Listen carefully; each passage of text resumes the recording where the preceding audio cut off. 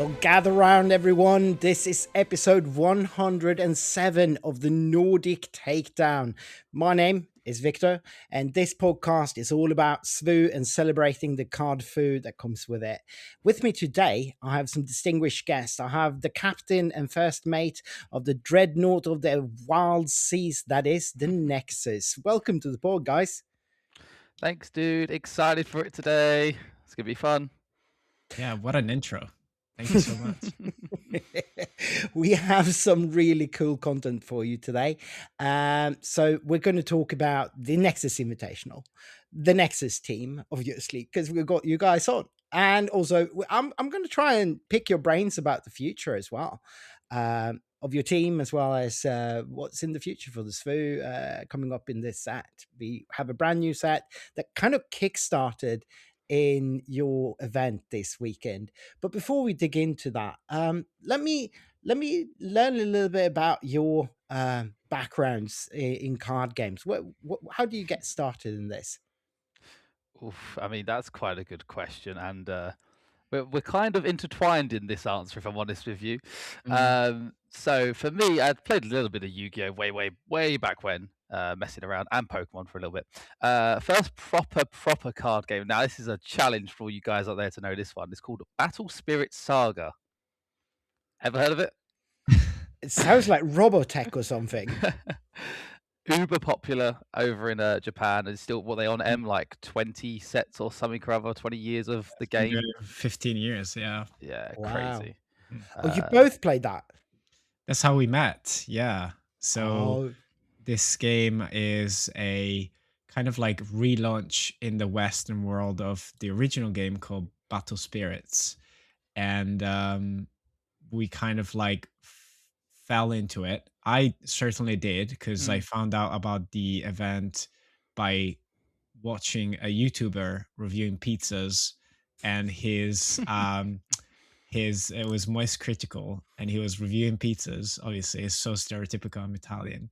And he went on saying, "Oh, the sponsor segment, there's this new game, car game. The launch event is in London." And I was like, "Oh, and it's there. Oh, that's like around the corner for me." And it's like you can win money, and there's cards, new cards, and stuff like that. I was like, "Okay, sure, I'll go and check it out." And long and behold, it just spiraled like and changed my life. Honestly, it's crazy. So funny. That was what, 3 years ago? Yeah, 2023. There was like lunch events, and that's where I met Frankie. Yeah. And then essentially we started going to events. They had like similar like PQs, but it was much smaller. And that's where I met the other like kind of like members of the Nexus team, and like Josh, Kieran, Harry. And that's where we started like the Nexus. So the channel is actually almost 3 years old. I would say like 2.5, maybe 2 ish. Yeah. So you guys came about kind of before SVU even. Yeah. SVU started because the Battle Spirit Saga died. Essentially, it was retired as a card game, as many are going through. Yeah, I just saw the news that Altered TCG got canned. Wow. Yeah. And folks were starting to pick up like different games. Frankie really liked SVU, and he said you should check it out. Not a super big Star Wars fan at the time, and now I'm like growing into it for sure. As you can see, some of the stuff around my room. But yeah, so then we started from set 2, I would say. Yeah. All right. And now you're all about SVU. Are you still doing other card games as well? I mean, SVU is definitely our love child at the moment. We spend so much time on this card game; it's unreal. That being said, as the team, we've starting to slowly launch the Nexus Riftbound team as well. So the guys are kind of putting their toes in there a little bit, me included. If you're a League of Legends player, then you kind of have to a little bit. But yes, Star Wars Unlimited is definitely the main game for sure. 100%. So, talking about Star Wars Unlimited, then we had the Nexus Invitational this weekend. I was there. I was so happy to be invited with my friend Wade from the channel. And tell us a little bit. How did you come up with this idea, and how did you go about fixing all the things that fixing needed? Yeah, I'll take the first chip at it because it was definitely a massive, like a very ambitious project. Initially, as a team, we became a like competitive team when Josh and I decided like to put it together and approach Frankie and ask him to become the captain. This happened during Galactics, or right after Galactics, when we realized we are a team, but we're not officially a team. And a lot of people are like getting together and have this identity. And we already have the identity with the YouTube channel. So, just a brief story to say that we became a team right after Galactics, and our LGS Spellbound, shout out to them. They started sponsoring us with t-shirts and some product to help the players. And since the beginning, one of the things that we put forward in this partnership was we want to do an event where we get a lot of players together and we celebrate the game. And so when we, towards the end of last year, when we like started looking at, okay, new set is coming out, rotation is happening, uh, the first few messages about the Nexus Invitational were back in November. So that's when like we started like floating the idea, getting together with the team, thinking, what's the format? How many players can we invite?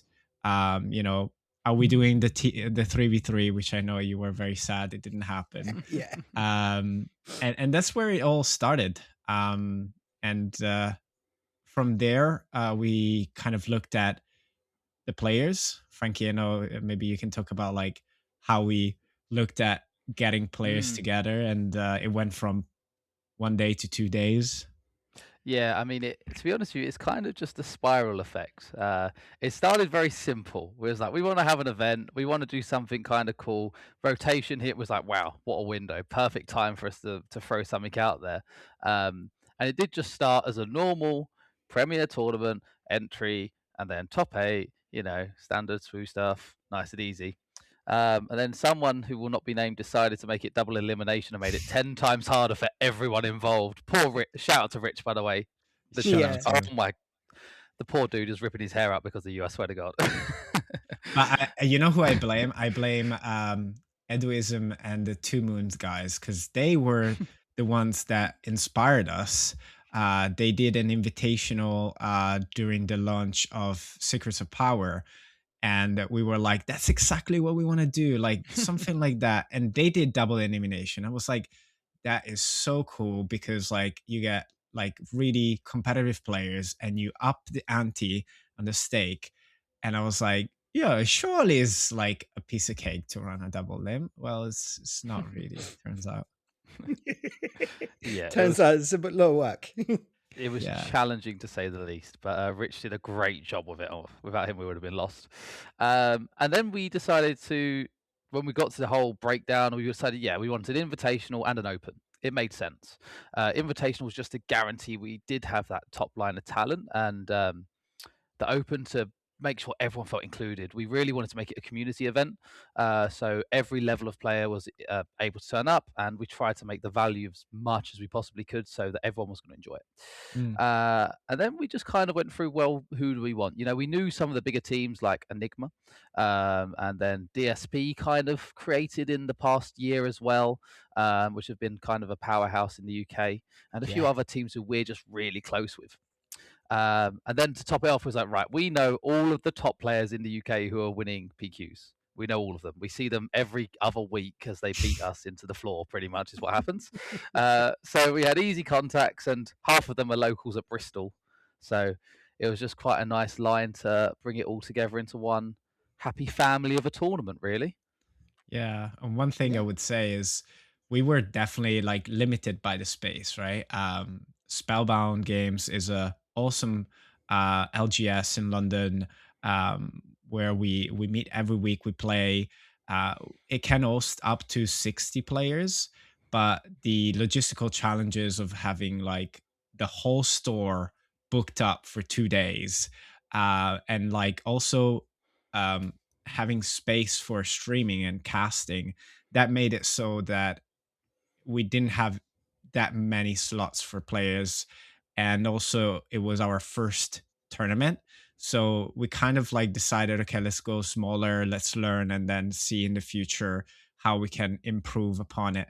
So I do want to say, like, because we had players asking me like, why didn't I, or wasn't invited, or like, why didn't not think about me? Like, there's no, you know, personal like reasons. Genuinely, it was just like a matter of inexperience and like not enough space. So uh I'm really excited about like players like coming to us and say, hey, I wanted to play, I want to play, even before it happened. Right now that it happened, even more like people Mm. are DMing me and say, when are you doing your next one? Which is awesome. And maybe we can like share it in exclusively in this pod, like some of the ideas that we have. um but yeah, just want to point that out for Yeah, everyone listening. it was more of a, we're getting started, we need to sort of keep it in a manageable way so that we can do it well, Mm. even though it's the first time. Yeah, that sounds really smart. Hmm. So there were some really cool special editions that you were doing during both the open and for the double elimination. Apart from your double elimination, you had some other rule changes, and also you had the bounties. Tell us a little bit about the different cool stuff you were adding to this tournament, the flavor. It's a good question, right? I mean, the bounties. I think me and Ollie kind of brainstormed it off some random piece a little while back, and then Em was like, "Yes, we're 100% doing that. No matter what we do, I want that in. That is gonna work." And then Em, you just kind of ran with it really and made it your own little baby. Mm. And For some of the listeners that don't know what it was, just you had to play when you were matched up against a Nexus player. You mm, got a bounty. Explain it. yeah, so basically, you got a nice little envelope with a hollow puck, which was a very exclusive Nexus sticker, which I believe there's one on a Swoop Racer mat somewhere now. Um, and in that game, if you was the winner, you would claim the bounty. There's a bounty on your table. You win, you get to claim the bounty. Yes, a lovely sticker. Well done, them. Um, and within the envelope, it would say what your bounty was worth. You wouldn't know before you started. And yeah, there'd be a lovely prize, which I would like to add, all of which was donated by either the community and a little bit as well by Asmodee. But Yeah. I'd say probably 90% was community donated items, Mm. which is awesome. It was so good how much stuff we had to give away. We Yeah, were that. honestly overwhelmed by that. Essentially, as Frankie said, it was a way to add also to players on day one, because in day one it wasn't even limited to playing against Nexus players. Mm. In day one, we just randomly chose 5 tables each round. The winner would win the bounty. The loser won a Kinder egg, chocolate egg, with a Star Wars character in it. So it was a win-win situation. But the majority of the prizes was our team, the community, and as Frankie mentioned, when we were working on the event, I actually approached Asmodee, which has been like super like collaborative in the past. Mm. They invited us to Disney to kind of like celebrate the launch of Legends of the Force, and now with A Lawless Time, we have been doing a bunch of content for them. And so we said, hey, we want to do this event for the launch of A Lawless Time. We want to celebrate the game. Can you give us some stuff for the players? And they came back and said, yes. But they came back and said, tell us more. And then, yes. Mm. Yeah, you did have some rule changes as well for Yes. the games. Frankie, Yeah. you can take that because I know you love it. Oh, as soon as before we'd even sat down to talk about it, I was like, no, we are not having IDs. We are not having draws. This game has a very logical end of game procedure that makes perfect sense, and there is no reason not to use it. And it just creates a complete even playing field across the whole of the 2 days. Um, And I'm sure all of us at one point or another will be on the wrong end of the stick for IDs and draws and however that's going to sit. And there's always a sour taste. And we didn't want anyone to have that. We just wanted the best players out of the days to go through and win. Pretty simple, Yeah. really. Yeah, there wasn't a situation where we can have a repeat of what we see at PQs, where out of 6 rounds, you get, those 4 players that go XO. They're doing very well. They're running hot, and then they just draw 2 games in a row. And so if you're left with one loss or even just one draw, you already know that like your chances of making the top 8 goes down significantly. And I really hope that this kind of will be adopted in some way in competitive play in Premiere, because yeah, I generally also don't think that draws are good for this game. So this is all about like how you came up with the idea and what the idea really was. But then we had this weekend now. Tell us about running the event and how you felt about the whole thing. Go on, Em. How did you feel on the day? Yeah, I was a bit, yeah. So on the lead up, I really had like, I'm an idea person and I'm also a doer, but also I understand my own limitations. You've probably seen me, like, you've seen all the like layouts and stuff and the player profiles.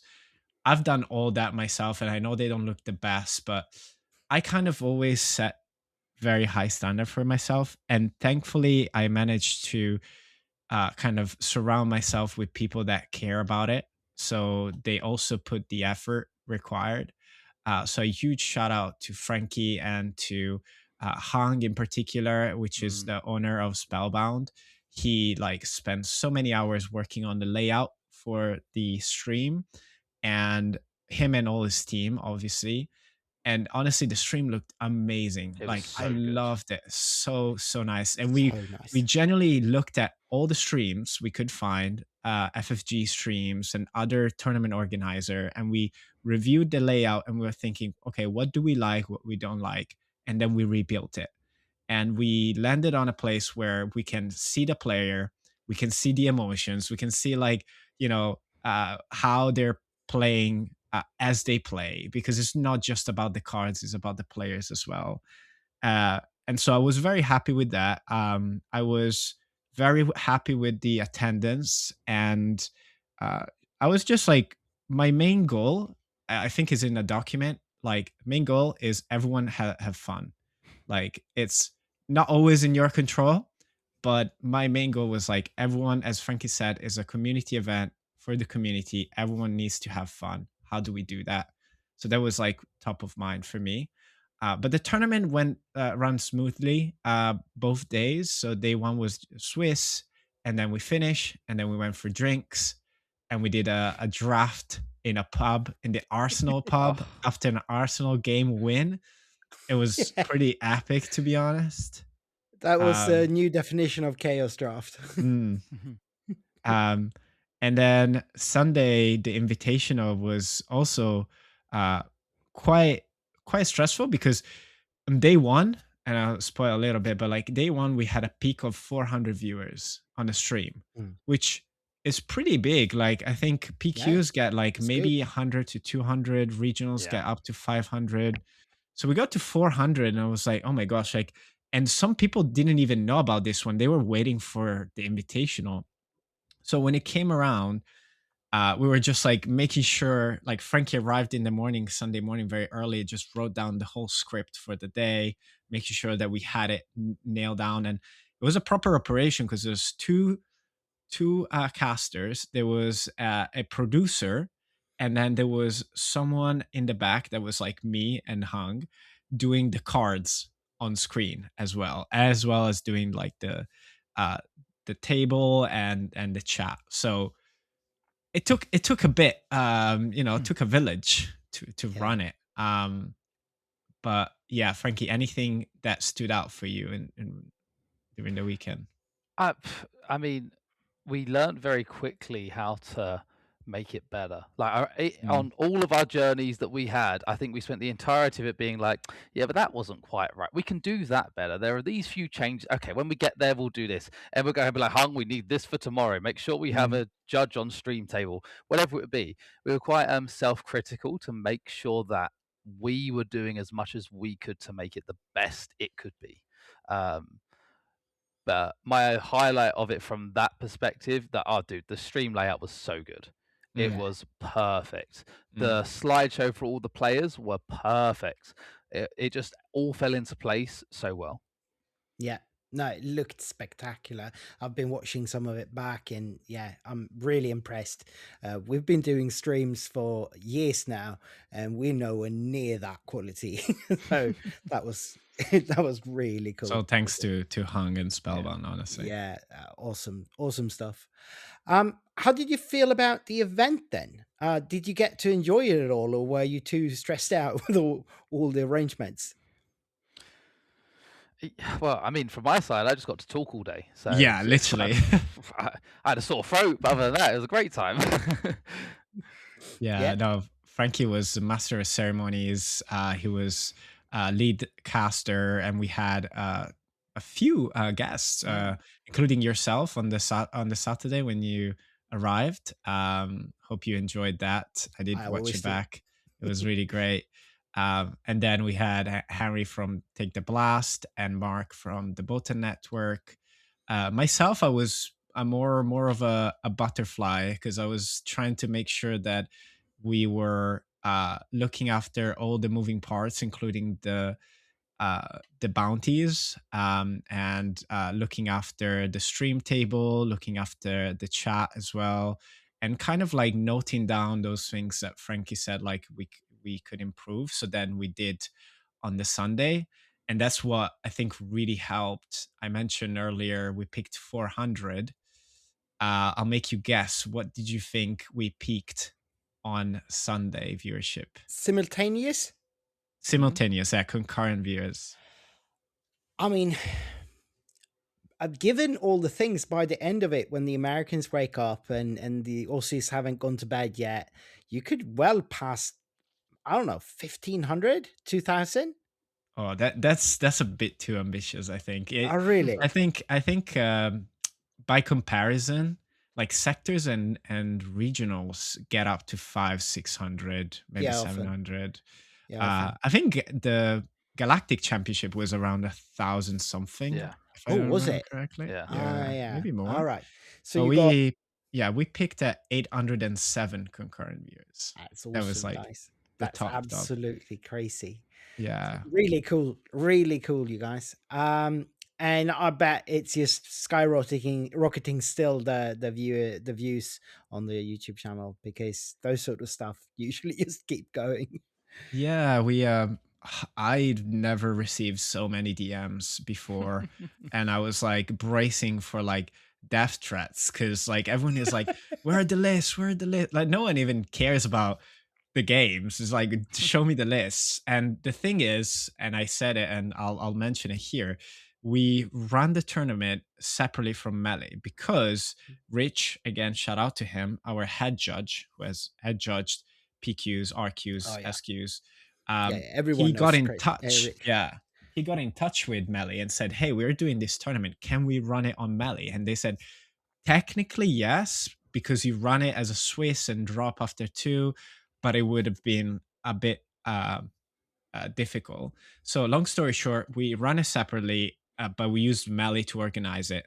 So Melee, because we had the list on it, but we didn't run the tournament is still there in a limbo. So it doesn't publish the list.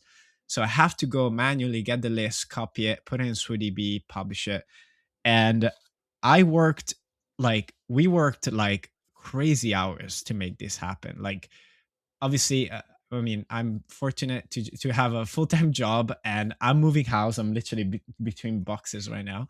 So I had a very intense week. And then Saturday and Sunday, like we worked, well, I don't know, 14 hours, something like that. So then on Monday, I was like, well, I have work.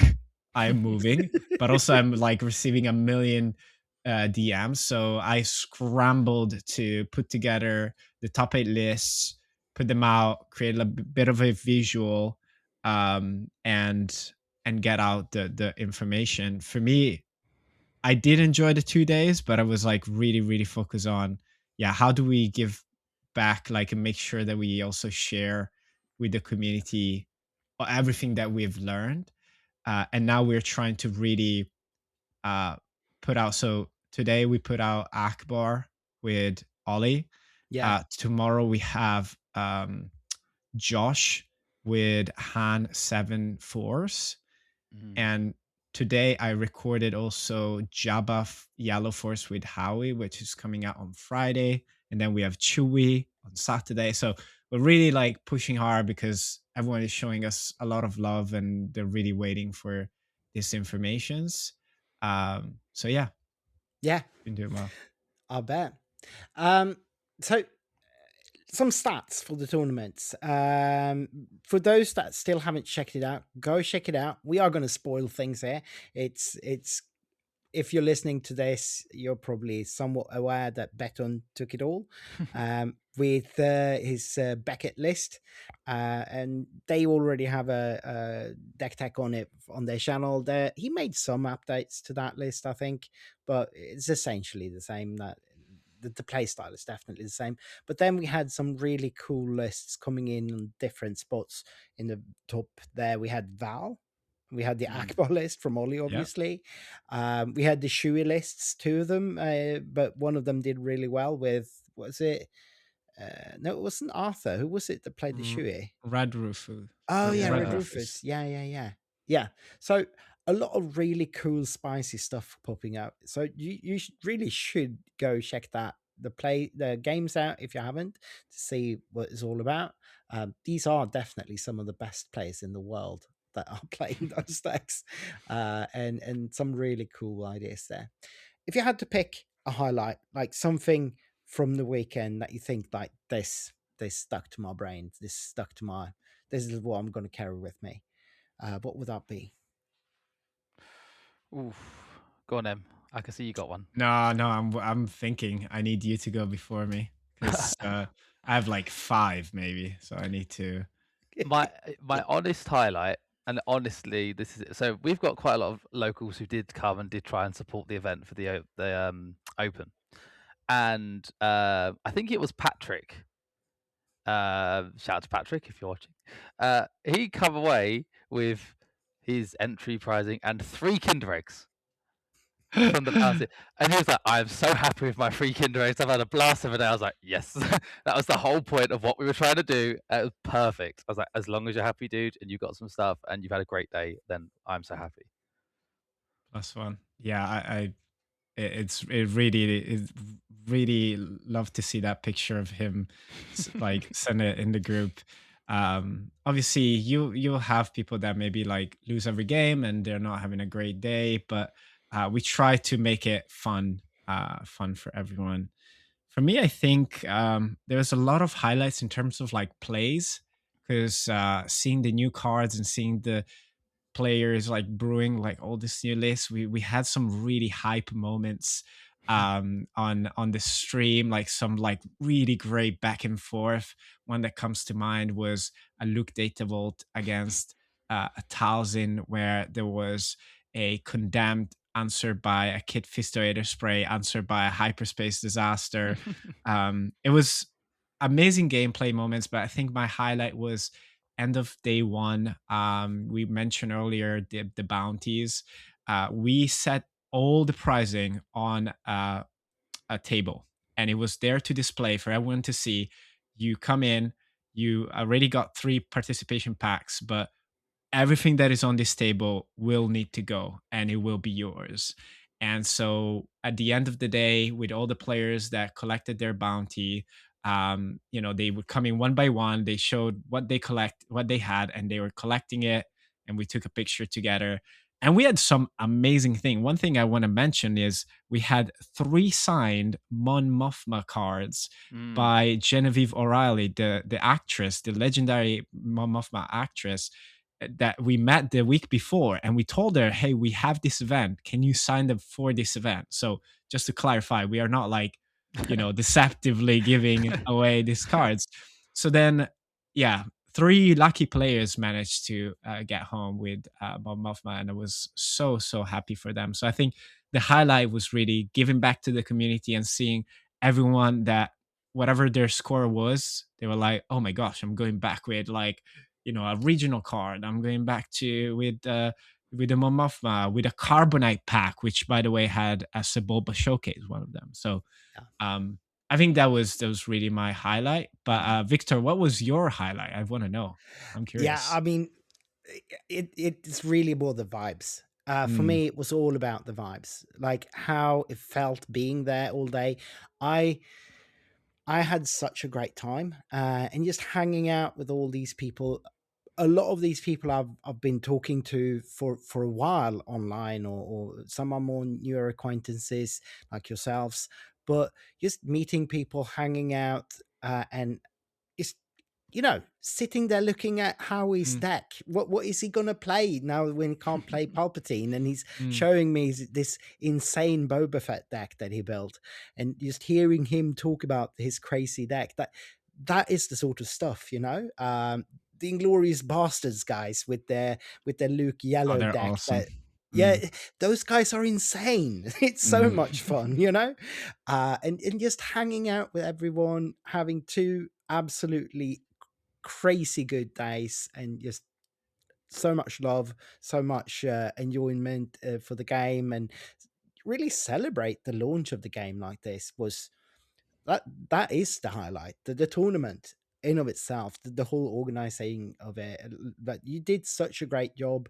Rich is such an amazing judge. Like the way he runs tournaments, I've seen him at Sectors and so before, but he's top of the notch, and he's always so calm and just doing everything clearly, and it's just amazing. And so much props to the store. Hong and his staff, they are absolute superheroes. They are running it in a just super organized fashion. Everything's clear, everything's easy.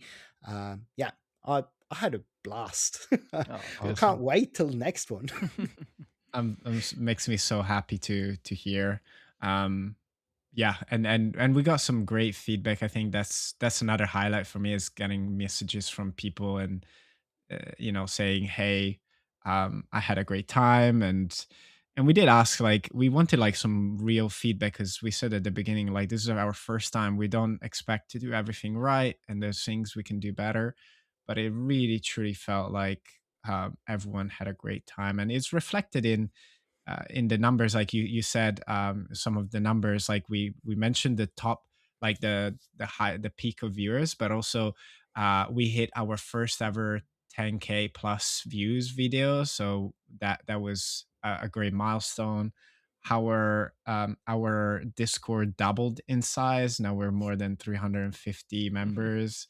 So it's great, honestly, and we're trying our best to make sure that we can give even more to the community, because Frankie said, we love the game, we spend so much time playing this game and creating content, and we can't wait for this new season in a lot of time. So before we dig into what we think is coming up, let's just briefly go through the things we haven't already talked about the Nexus. What is sort of your mission statement? What are you trying to do with the Nexus? I think M's got. What are you trying to do, Frankie? I was going to say, from my side, especially, being team captain and all, is what it is. I would love us to take it on from a competitive stance. I'd love us to be knocking down PQs left, right, and center. I'd love us to be challenging sectors, regionals, galactics, everything. That's the key thing I would love to happen this year. But saying that, I do want it to just be as much of a community as possible, where everyone can be involved, come and play, do their testing they want to do, and feel like they're all part of the journey with us. if I'm honest. That's very well said. I think I would pretty much use the same words. Like, we are a competitive bunch. We want to win. But also we want to uh, you know create an environment where uh, we are having fun. Like, our team, the members of our team are just friends. We're like super stoked when like people come to us and ask us to join the team, and we always have the same answer. Like, we're flattered, but it's just a group of friends. And that's not to say that maybe we're not expanding the team at a certain point, but we're just like, we went to Spellbound. We say there's 10 of us. Can you sponsor us? And that's kind of like the agreement right now. So the goal, the mission is truly have fun, improve, like get better at the game. Like, I think Frankie's not giving us justice. Like, we're getting some good results. Like, we made day 2 at every sector and regional within the team. We have some good tops.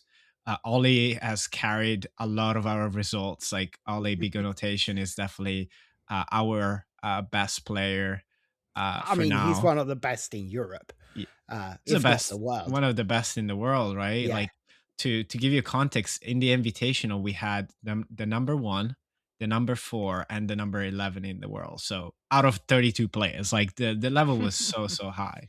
Yeah. So yeah, just compete. Play fair, play well, and build a community. Like, build a group of people that want to be part of something. And that's the kind of like the key. Like, we have a team, and you can see the players in the team, but if you want to rep the Nexus, please do. Like, we have the tag, and we give stickers.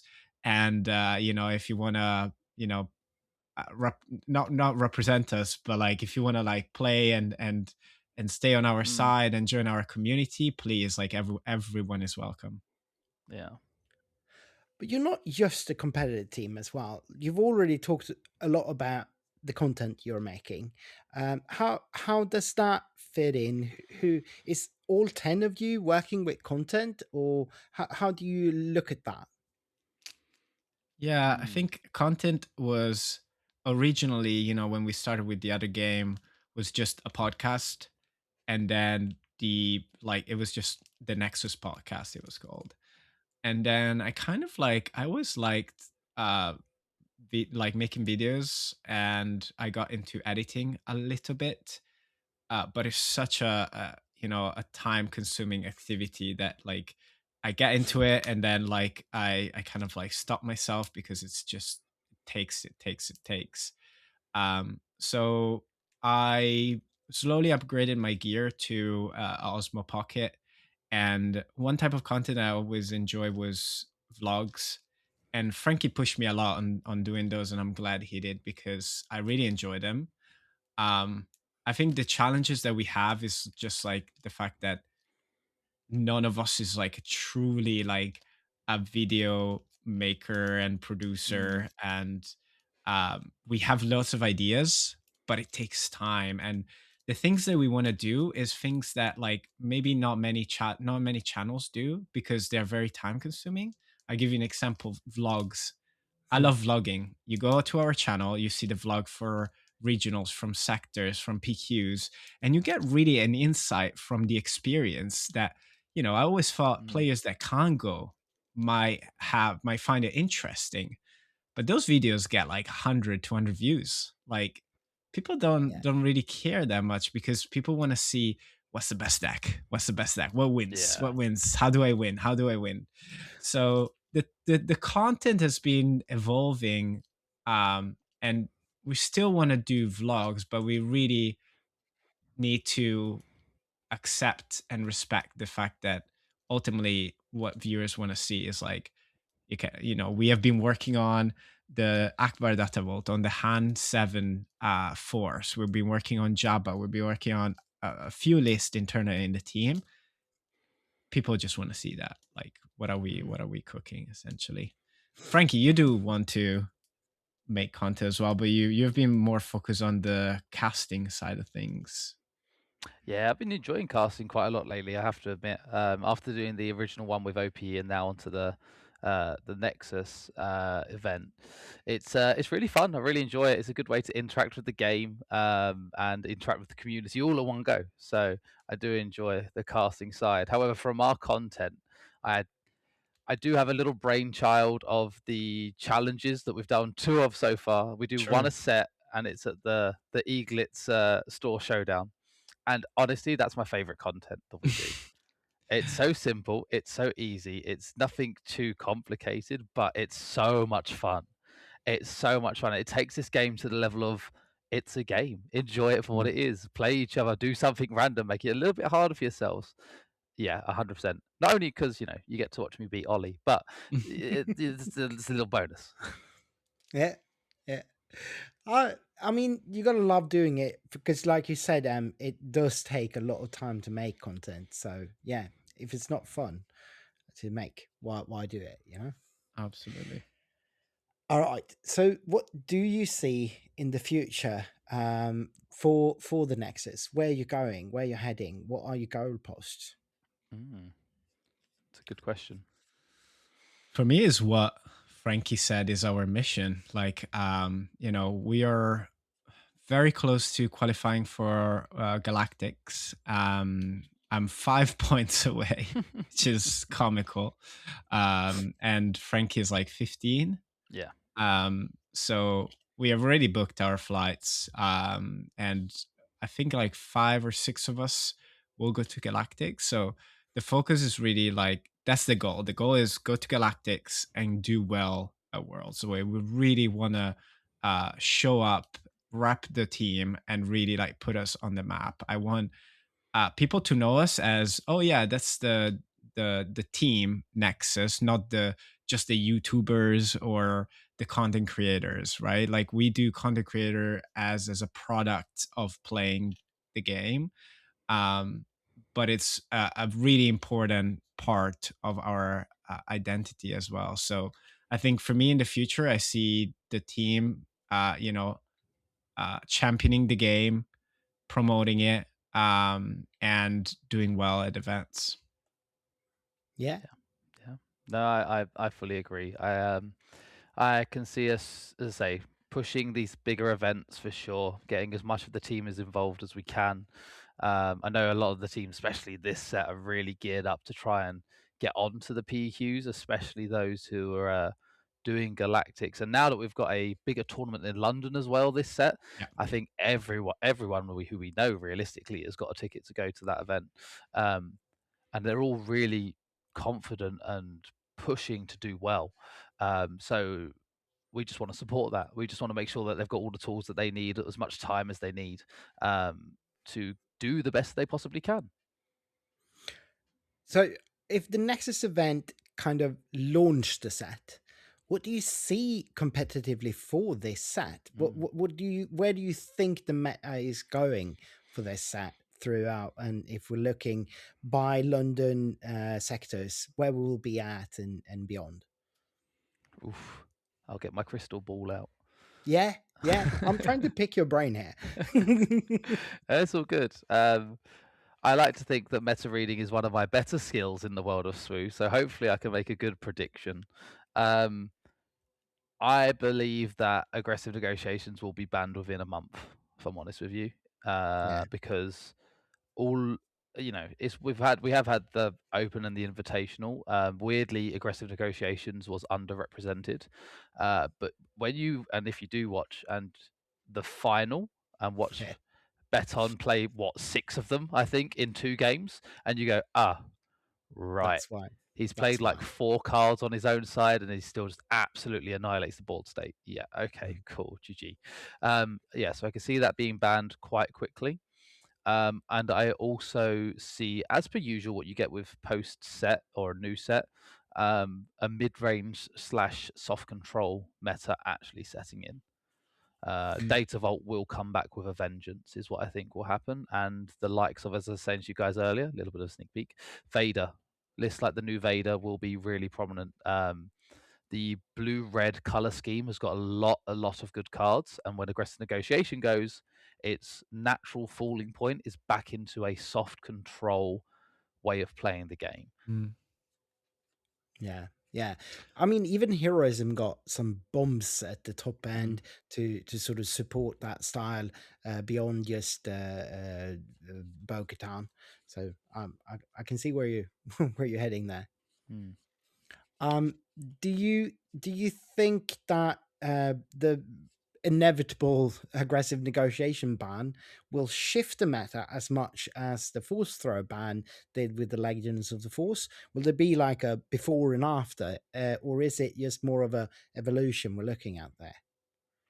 I think it's going to be more of an evolution because a lot of the lists. So let's take Jyn Erso for example. Her whole list at the moment does revolve around that card. As soon as that card goes, she doesn't really exist as well as she does now. But you see the space lists that are really powerful, but they're not running it because they don't have the card draw to back it up, and they're better off on things like Sinterkaz because the 6 deploy makes that balance.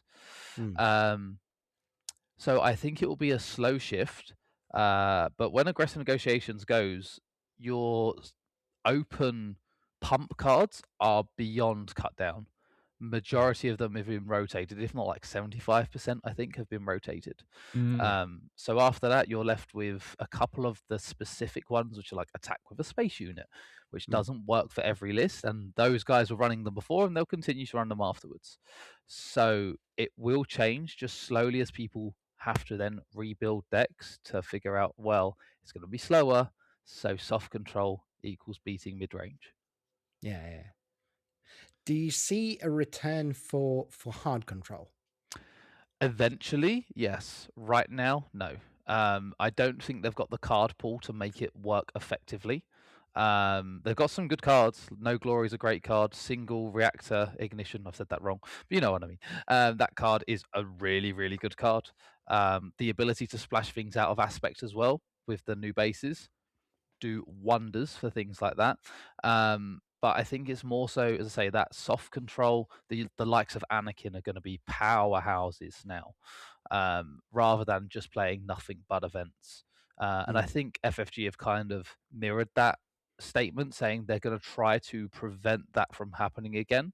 So I don't think it will be coming back as strong as it once was, like Bosk set 2. That Bosk Blue was just a menace.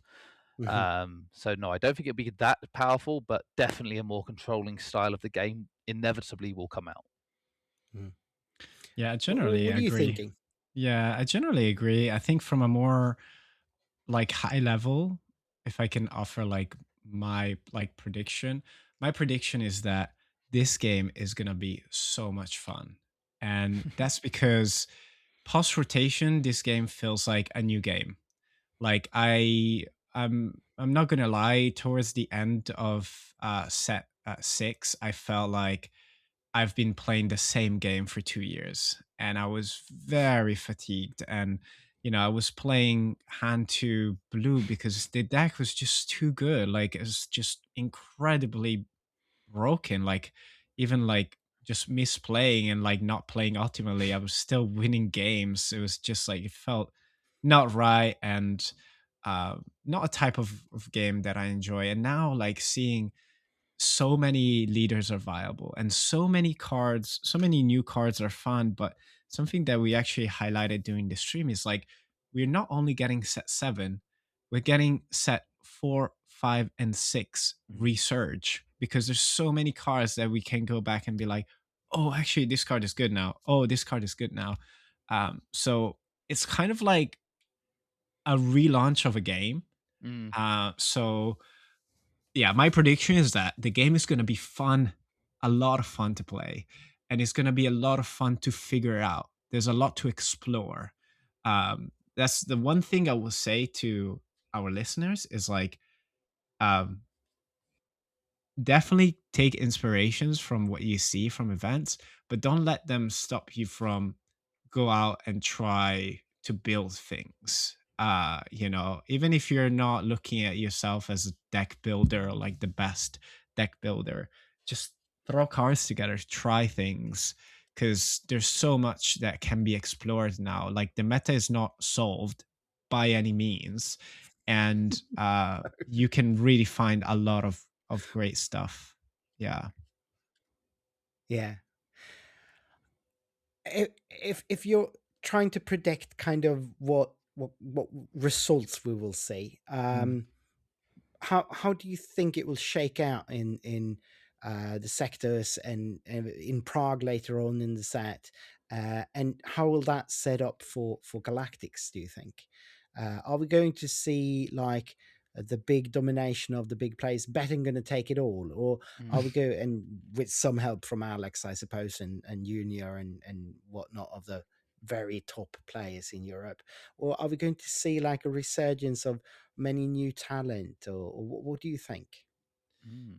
Yeah, I think like one of the reason why I pointed out the game is fun is because I'm really hoping for more people to come and play the game and start playing the game. I think uh, as a team and as a channel, we can actually do better and like gather to like more new players, because I mentioned like the content that does well is like, oh, this is what wins, this is what you should do.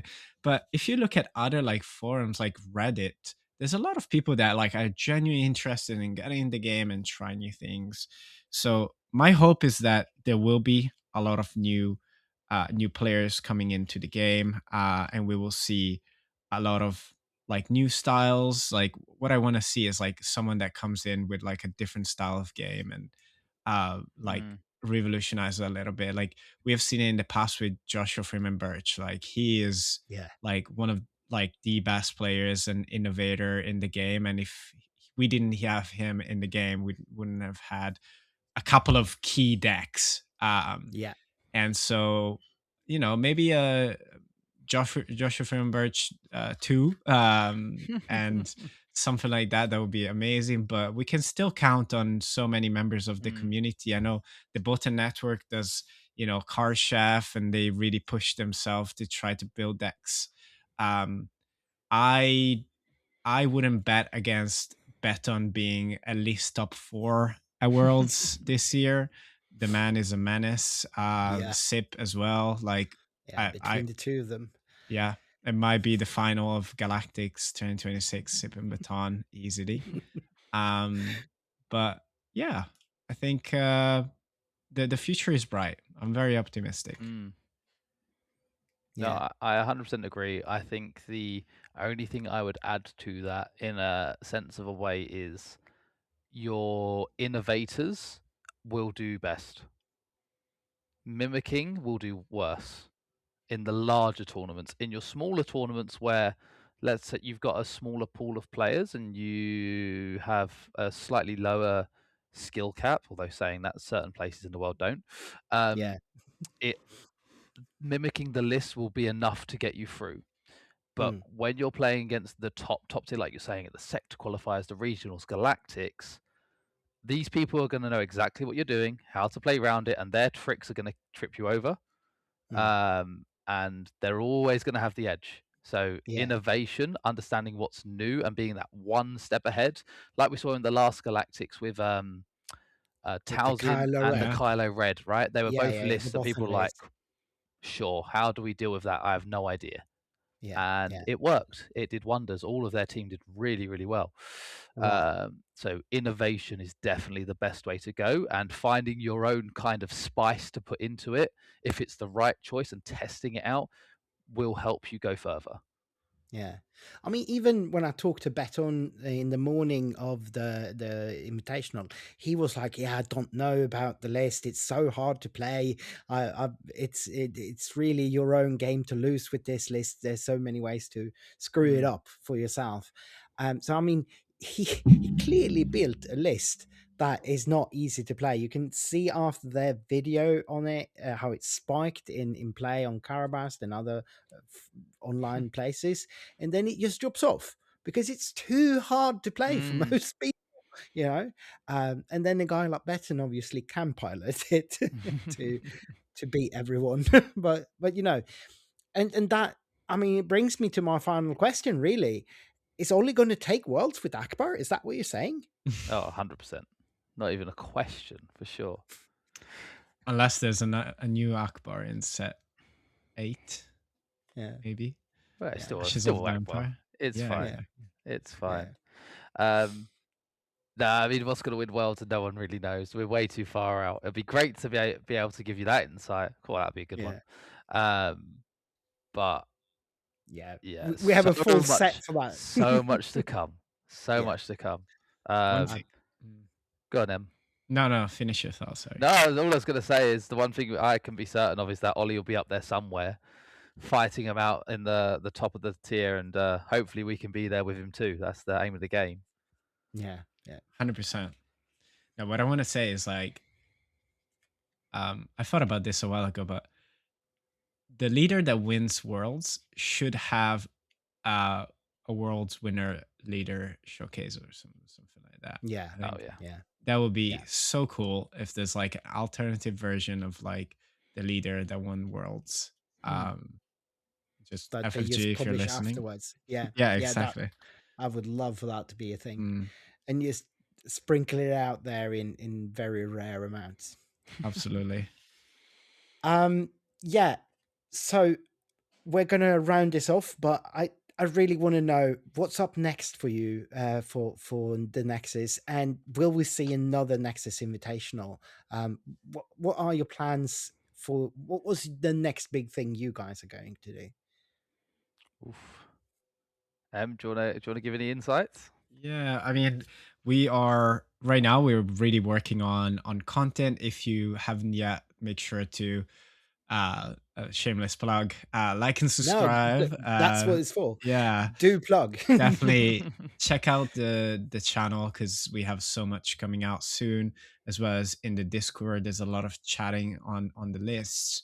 What's next for us is getting those last points for Worlds. So we got our tickets for the London sector. We'll see you all there, hopefully.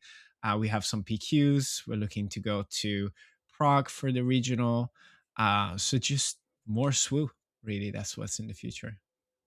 And no promises of a new tournament then? Yeah, so I did say I would give you some insight here. I mean, my goal is to run the same for the second half of the year, but bigger, but better for set 9. So nothing set in stone, nothing confirmed. But you know, if it happens, you'll be one of the first to know. And this time it's gonna be bigger. It's gonna be better. We're gonna have so many players. That's the goal. We don't know if we can do it. Definitely there will be another one in the future, whether it's second half of this year or next year. But if anyone else is inspired and you want to do a community event, please invite us. We'll love to support. Yeah. For sure. Is there anything else we need to plug here? Frankie? Not that I can think of. Nothing off the top of my head. All right. From our part, of course, we want to plug coming up this weekend. This pod release is Thursday. And this weekend we have the Cantina Brawl. It is on our home arena, I guess. We're spread out all over the Nordic countries, but Skövde is the center, the epicenter of SWU in Sweden. A little small town in the middle of the country. But they do have the best SWU playing facilities and best SWU playing store there, and they always do the Cantina Brawl. So that's the next one coming up. Unfortunately, we're not going to stream it because we're going to focus on actually playing at this event. We feel like we want to take one off. But then we have Malmö Open Qualifier coming up in the end of March, I think, which we haven't really settled whether or not we're going to stream it yet, but that's the next big tournament and you'll see a lot of us are there. And then, of course, we're also repping at all the major events. We have people going to both Prague and I think some are going to London as well.